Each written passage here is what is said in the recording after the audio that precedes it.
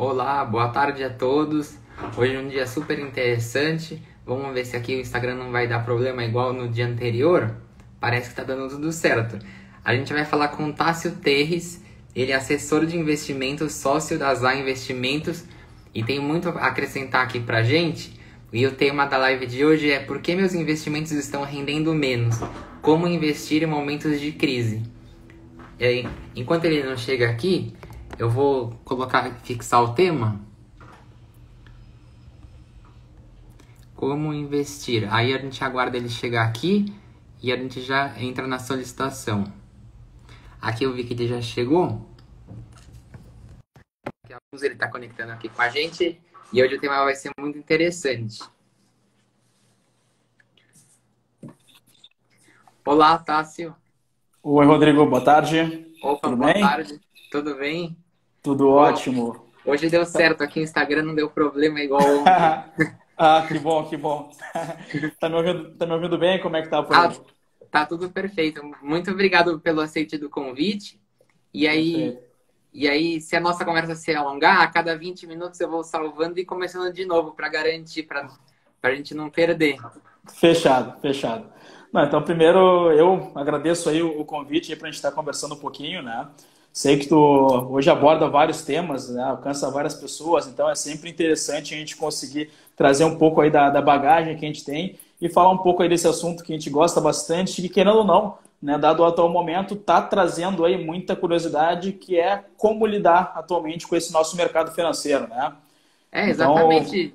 É, e, e aí eu gostaria até de começar a pergunta, como que você vê a economia com a taxa Selic é 2% ao ano, assim? uhum. Sim. Hoje, querendo ou não, a gente está num momento assim absurdamente atípico, né? A gente sabe que nunca na história do país nós tivemos uma taxa de juros nesse nível, né, nesse patamar de 2%. E querendo ou não, a taxa de juros chegar nesse patamar é muito reflexo do atual momento que a gente está vivendo, né? Essa situação toda de pandemia, esse momento de crise. Então, isso acabou forçando, né, algumas medidas por parte do governo, por parte do Banco Central, a reduzir essa taxa de juros, né? E o que isso estimula, né? Qual é o sentido aí dessa queda na taxa de juros? É basicamente estimular, né, que se retorne aí uma circulação de recursos pela nossa economia, né? Então é aquilo, com taxa de juros mais baixa, a gente tem mais acesso a crédito, a gente tem mais pessoas com recursos andando pela economia, circulando pela economia, né? E a gente está num momento agora onde, não só pela questão da taxa de juros, mas o mundo inteiro está com uma injeção muito forte de recursos na economia como um todo, né? A gente está vendo aqui no Brasil, a gente está tendo agora essas políticas mesmo de incentivo, essas políticas de apoio mesmo, né, às pessoas com dificuldades, mas lá fora também os bancos centrais dos Estados Unidos, os bancos centrais mundiais como um todo, têm feito essa injeção muito grande, que é justamente para isso, né? Para tentar estimular um pouco mais essa nossa economia que ficou muito desaquecida por conta da situação da pandemia. Né? Então, assim, é um momento econômico super atípico, né, Rodrigo? E claro, né, não só na questão de economia, na questão de entender como lidar com esse momento, mas existem muitos reflexos, né? E aí entra muito trabalho hoje, o meu trabalho específico como assessor de investimentos, né? Entra muito um Uhum. pouco de a gente procurar entender como que o nosso momento hoje tá sendo trabalhado e procurar, claro, alguma forma de se proteger também, né? Não só proteger aquele capital, proteger aquele patrimônio de alguém que já construiu, né? Mas até também conseguir ter algum tipo aí de retorno maior, mesmo com uma situação de taxa de juros super baixa, né? Então é um É, momento bem atípico. é, e aproveitando justamente que você é assessor de investimentos, né? Uhum. É, eu esqueci agora o número, mas tem muitas pessoas abrindo conta em contas Uhum. de corretoras de valores, migrando dos bancos tradicionais para corretoras de valores, né? É uma Uhum. grande tendência isso, parece. O Per- que você acha? Perfeito, perfeito. Eu acho que o fato, né, de cada vez mais a gente ter pessoas com curiosidade no mercado financeiro, que a gente já percebe como que principalmente está se mudando um pouco daquela cultura de investimentos que até então o brasileiro está construindo, né? Vamos lá, hoje, infelizmente, o Brasil ainda não tem uma cultura de investimentos tão estabelecida como em outros países, por exemplo. Né? E a gente sempre gosta de comentar, né? Pô, nos Estados Unidos, quando uma pessoa acaba tendo um filho, quando uma pessoa pensa já em como se planejar, a primeira coisa que uma pessoa faz lá fora é montar uma carteira de ações, né? para o filho pensando no futuro, entende? E claro, a gente sabe que aqui, no nosso país, isso ainda está se construindo, né? E aí vem muito essa questão que eu te comentei. E aí que, inclusive, vem um pouco no tema da live, né? Hoje, pelo fato de a taxa de juros estar muito baixa, sim, os nossos investimentos estão rendendo menos, né? As pessoas já estão vendo menos rentabilidade naqueles investimentos mais tradicionais que são feitos, né, quando a pessoa vai lá conversar com o seu gerente no banco. Então, assim, hoje, querendo ou não, para o Brasil, né, se fala muito, pô, eu tenho dinheiro guardado, eu vou colocar esse dinheiro na poupança, né? Talvez ali é a frase que mais se fala quando você vai conversar com alguém sobre um acúmulo de capital, né? E vamos lá. Hoje não só a poupança, mas todos os investimentos, eles se baseiam na taxa de juros, né? Eles se baseiam na taxa Selic.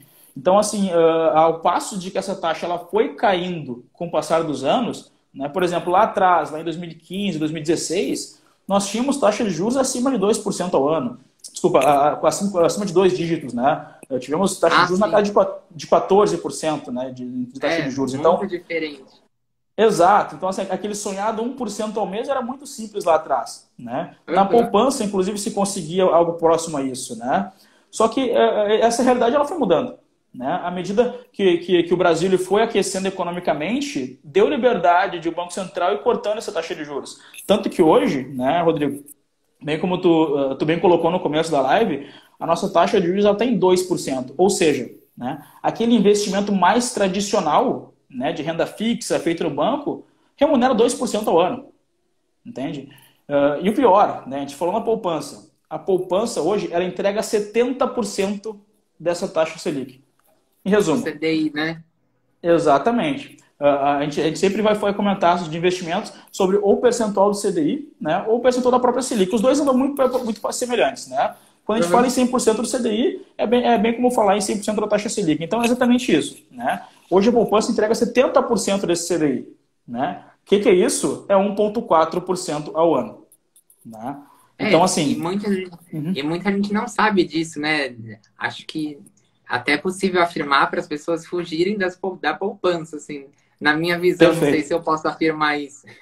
Não, tu pode afirmar e pode falar isso assim para todo mundo que tu conversar, né? Porque é exatamente essa situação. E aí que tá. Quando eu converso com algumas pessoas, né? E normalmente as pessoas vêm questionar assim, olha, eu quero começar a entender um pouco mais sobre essa questão de mercado financeiro. O que eu preciso entender? Né? Eu acho que assim, para que se comece a entender um pouco mais o quanto que o recurso ele tem que ser remunerado, são dois conceitos que eu gosto de sempre chamar atenção. Né? Primeiro, é importante entender o conceito de taxa de juros, que é isso que a gente está falando, né? Como que está a nossa taxa de juros atual, ou seja, qual é a média que está remunerando uma aplicação de renda fixa, uma aplicação financeira, e aquele conceito que infelizmente não é todo mundo que acompanha, que é o conceito de inflação. Né? Então, o que seria a inflação? Né? Basicamente, é quanto que os preços aumentam de um ano para outro. Entende? E isso é muito claro, acho que todo mundo consegue enxergar aqui, pô, há 5, 10 anos atrás, com uma nota de R$50 no mercado, a gente saía com sacolas cheias, né? Hoje não é bem assim, com R$50 a gente vai no mercado, compra 2, 3 coisas e olha lá, entende?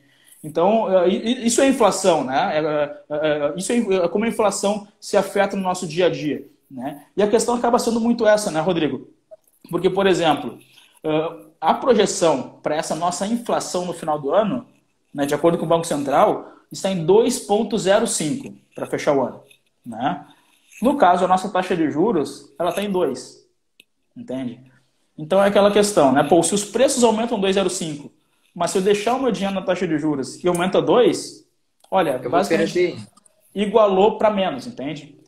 E entra muito essa questão, né? Pô, a gente não pode ter um recurso onde a gente não está conseguindo ter nenhum tipo de acréscimo de capital se a gente descontar depois da inflação. Né? Então, assim, são dois conceitos que eu vou chamar a atenção.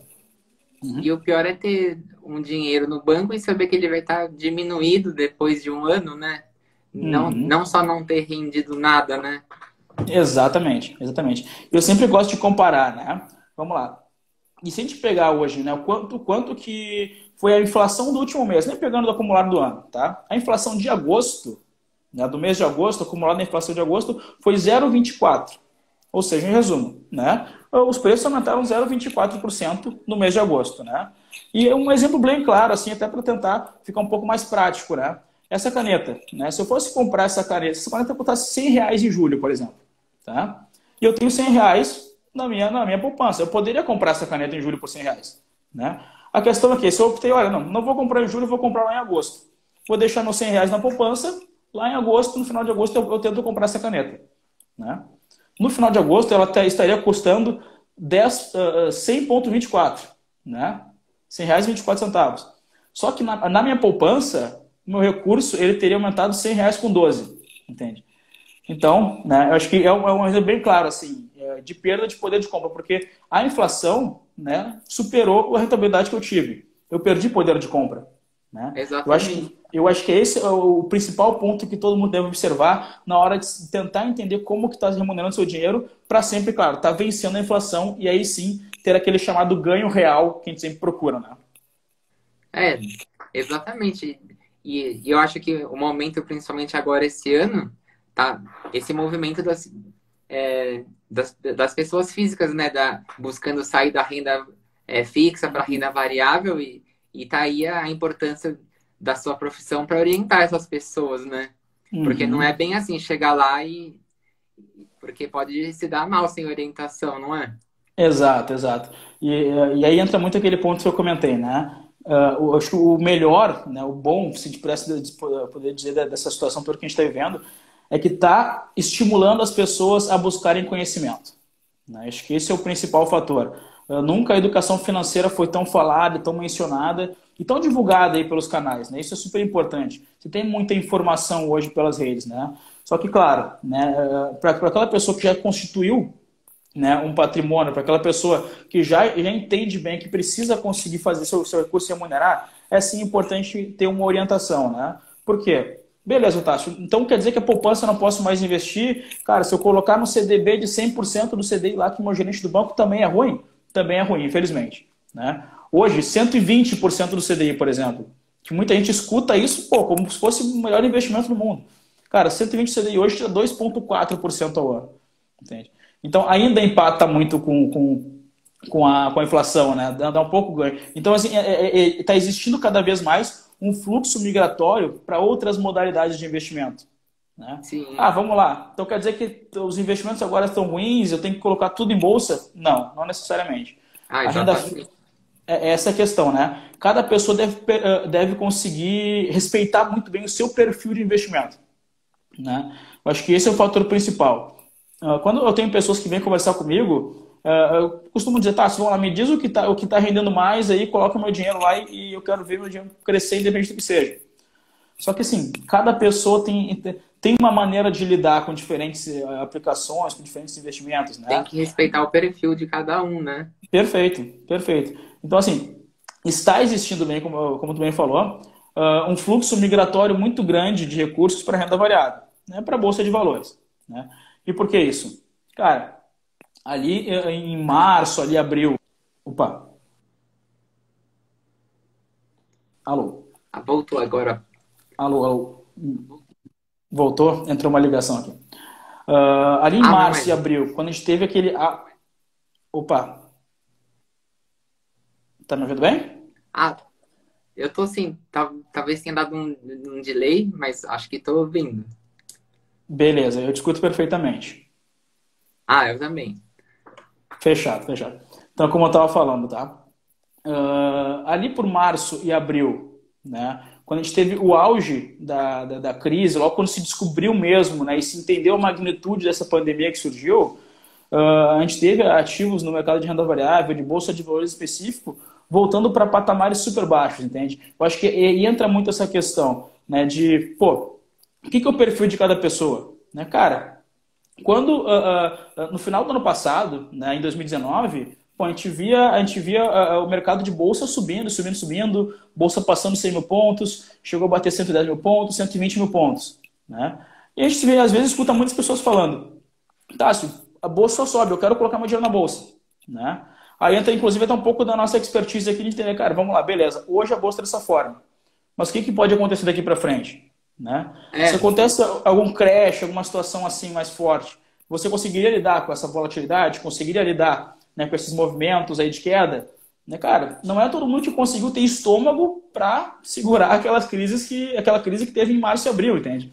Por isso que a gente fala Lógico. muito na questão do perfil, né? É, os preços despencaram e aí a pessoa tem que aguentar, né, para não sair no prejuízo, né?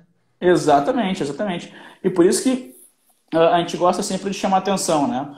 Porque o que que todo mundo fala assim, né? Porque não existe almoço grátis no mercado financeiro, né? Mas o único almoço grátis que dá para dizer que existe é a diversificação, né?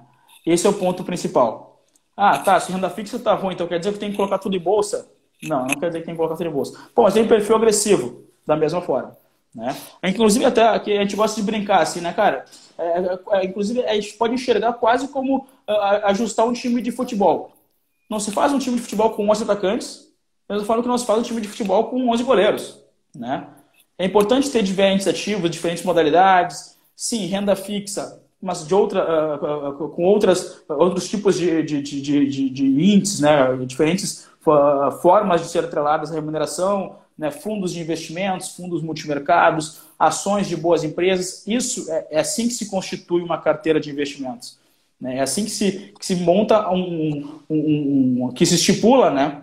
Uma forma de montar esse portfólio para, claro, sempre visando aí um longo prazo e procurando sempre essa manutenção de patrimônio e, obviamente, crescimento desse patrimônio. Acho que esse é o principal. A segurança acima de tudo, né? É isso que a gente preza muito na hora de conversar com pessoas sobre como ajustar os seus investimentos, né?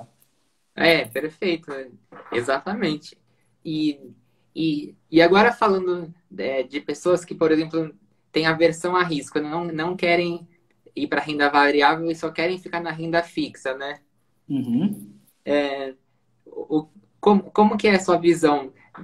Você acha que Uhum. você acredita mais num CDB pré-fixado ou pós-fixado? Olha, Garantir um ganho uhum. pequeno ou deixar para, Uhum. de repente, se a taxa pode subir ou não? Uhum, uhum. Não, excelente pergunta, Rodrigo. Até porque a gente sabe que dentro de qualquer cenário que venha acontecer, né, é importante nós estarmos protegidos, tá? E como tu me falou, e como a gente vinha falando antes, né? O que é um CDB, por exemplo? Vamos pegar um investimento, um CDB, que é o mais tradicional, todo mundo conhece, tá? Bom, um CDB é de 100% do CDI. Ele é o chamado pós-fixado. Por que Uhum. pós-fixado? Porque ele vai andar atrelado com o CDI, atrelado com a taxa de juros. Sim.